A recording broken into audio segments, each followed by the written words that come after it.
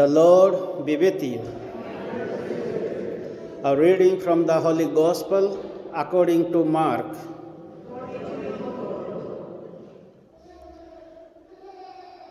Jesus said to the crowds, "This is what the kingdom of God is like. A man throws seed on the land, night and day, while he sleeps. When he is awake, the seed is sprouting and growing. How he does not know. Of its own accord, the land produces first the shoot, then the ear, then the full grain in the ear. And when the crop is ready, he loses no time. He starts to reap because the harvest has come." He also said, "What can we say the kingdom of God is like? What parable can we find for it? It is like a mustard seed, which at the time of its sowing in the soil is the smallest of all the seeds on earth.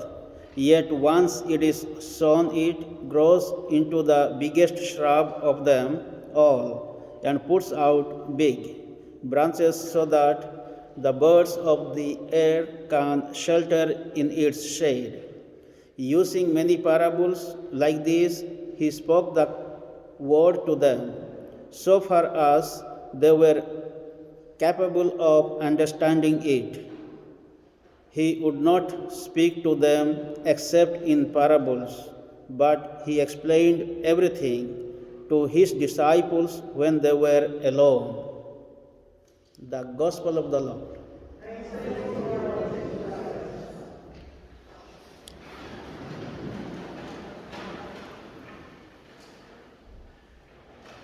In today's three readings, we find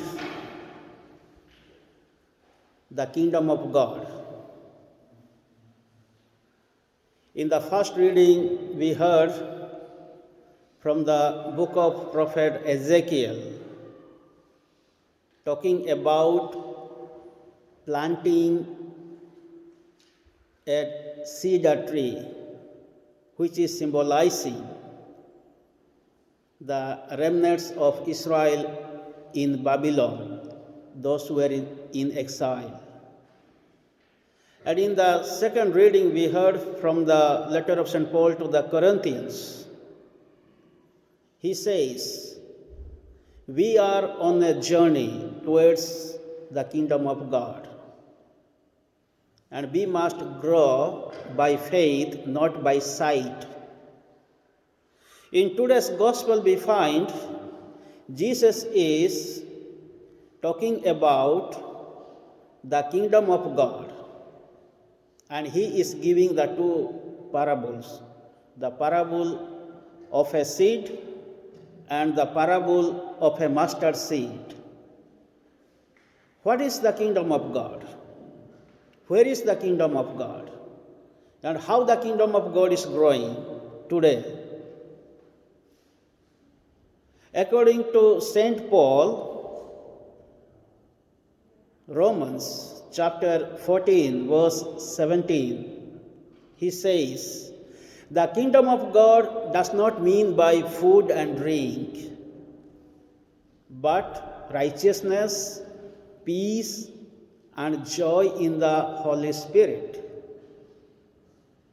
The kingdom of God does not mean by food and drink, but righteousness, peace, and joy in the Holy Spirit. Jesus is teaching in today's gospel, telling the two parables. So in this parable, what we find, Jesus is telling, you see, the farmer or any person is sowing a seed, and the mustard seed is sown on the ground. What happens? It is a tiny seed, but slowly the seed is germinating, sprouting, becoming a plant or tree, and becoming a big tree producing fruits. So in the same way, the kingdom of God is growing. There are two types of kingdoms we can see on this earth or in heaven. The kingdom of God, where God reigns, God rules, and God is planting the seed, where on the ground. So, the ground is not the soil we see. So, God is sowing the seed on us, on the people. So, the people are like the ground. We are the receivers of seed of God. So, then there is growth, there is production. And the second type of kingdom we see, the kingdom of the people. We have heard, we have read in the history, there were so many kings and queens, there were so many emperors, they spread their kingdoms. They have ruled even so many years, maybe 100 years or 200 years or 300 years. But finally, their kingdoms were destroyed, collapsed, did not continue. But when we see the kingdom of God today, when we reflect on the kingdom of God in our lives, this kingdom of God was not destroyed, although there were a lot of difficult moments, but still it is growing. So if you think about the first reading, after the destruction or fall of the kingdom of David and Solomon, what happened? The temple was destroyed, people were taken to Babylon by Nebuchadnezzar, so everything was collapsed. So now, God is calling Ezekiel. Ezekiel also was deported to Babylon. So he was not a prophet from the childhood. So from that deportation, God is choosing Ezekiel and making him like a prophet. And Ezekiel is telling, God is going to plant a cedar tree, and which will grow like a mighty tree. So here we see God is taking these faithful remnants, those who are in exile, and he is going to make his kingdom with the faith of these people, with the lives of these people. So Nebuchadnezzar or other kings, they destroyed the place, the temple. They scattered the people, they took the people into exile. Still, God is with these people and he is blessing them, he is with them, and he is giving them hope and courage during the time of suffering or exile. So in the New Testament, we find Herod wanted to kill Jesus. We know the story. And Jesus called the 12 disciples, and the 12 disciples were killed almost. All were killed, except John. John also was persecuted. He was not killed. Then he went to the island of Patmos, then where he died. So all the disciples were murdered or killed or persecuted. Still, we find the kingdom of God spreading all over the world. The Roman emperors destroyed the Christianity, destroyed and killed the believers in the first century. But what has happened today? Rome has become the center of the Christianity. From Rome, the Christianity spread. St. Paul went to Rome, St. Peter went to Rome, and they were there crucified and they were killed. Still, the Christianity spread. And when we reflect about our life, how we became Christians or the believers of Christ, some missionaries came and preached the word of God, spread the kingdom of God. So we see when the kingdom of God is spreading, there are oppositions, there are people to destroy, to stop, but people cannot stop the growth of the kingdom of God. So this is what today we see the kingdom of God everywhere. And who are the kingdom of God, or which is the kingdom of God? The kingdom of God, we the believers, we the people of God.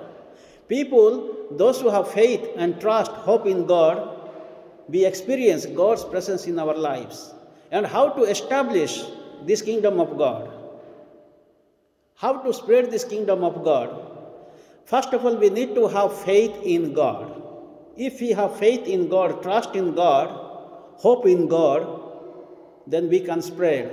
Also, we need to have endurance, patience. So without patience and endurance, we cannot spread the kingdom of God. When the seed is growing, it is not growing smoothly. There is sunshine, there is rain, there are other things which can destroy the seed. So in spite of all these sufferings or problems, still the seed is growing, becoming a plant or tree and giving producing fruits or flowers. In the same way, in our lives also, in the baptism we receive faith from God. We do not know when we are receiving the baptism, in the children's baptism. In the adult baptism, at least we see, we understand, But how a child is growing, I don't know when I was received baptism, who were there, how it was. But you see, the faith I received, the faith you received, it is growing, it has grown. And it has grown not smoothly. In our journey of faith, there are so many problems, temptations, sufferings, persecutions, oppositions, trials. But still, we are growing and we are journeying towards God.